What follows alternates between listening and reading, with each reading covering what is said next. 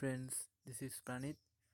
Here I am explaining about how to keep the background for mobile keypad.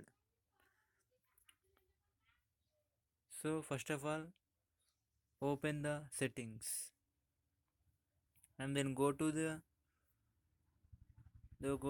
additional settings. In additional settings, we have to select the language and input. In language and input, here Gboard will be selected.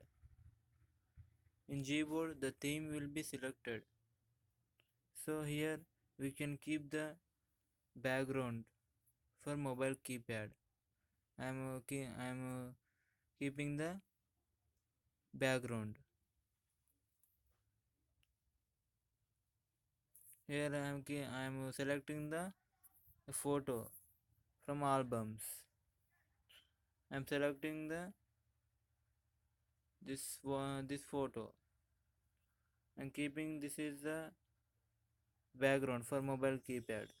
I'm select next and adjust the brightness and done. And this is a keyboarder which is used to changing the keypad.